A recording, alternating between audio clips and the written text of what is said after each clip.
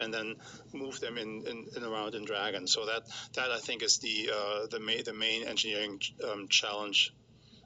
Yeah. And then scientifically, a lot of the things that we study are biological in nature, either alive or need to be activated. If you're studying a yeast, you want to put it in maybe as close to launch as you can.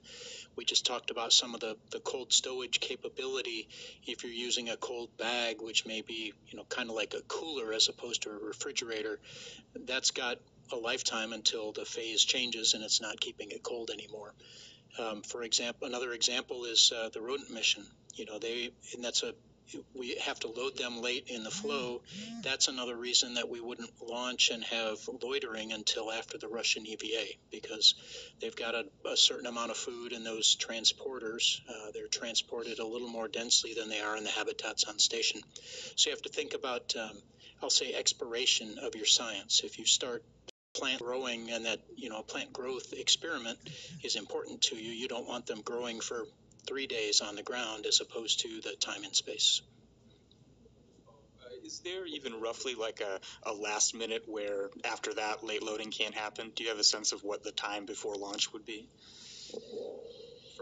There's a cutover range. It's when we want to go up and start filling gases and fluids.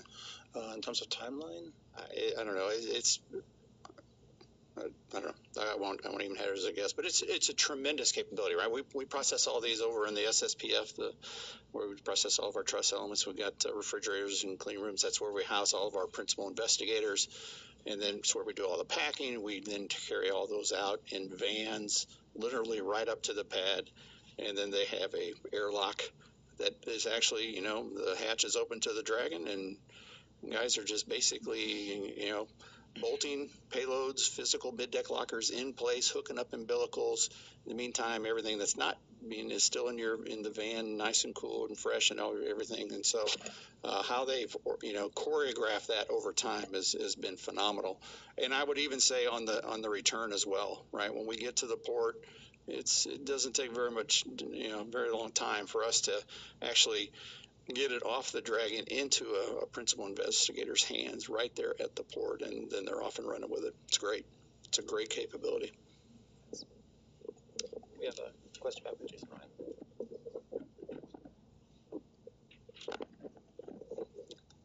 Thanks, Stephen Clark from Spaceflight Now. Again, one more for Hans.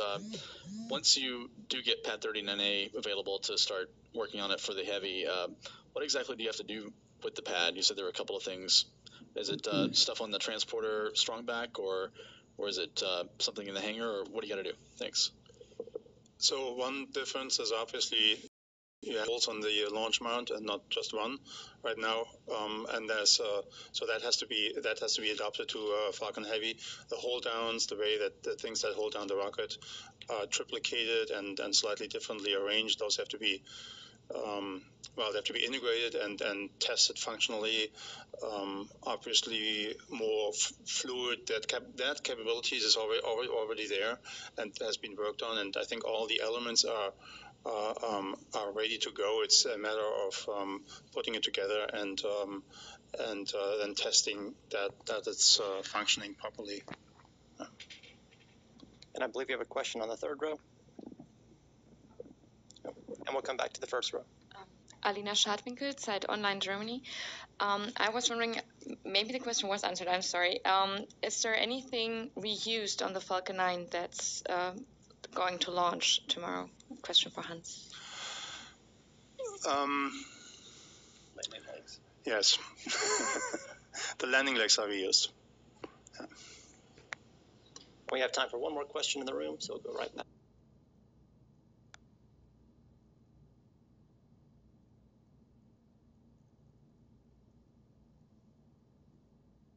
Back up to the front row.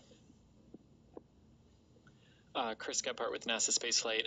Once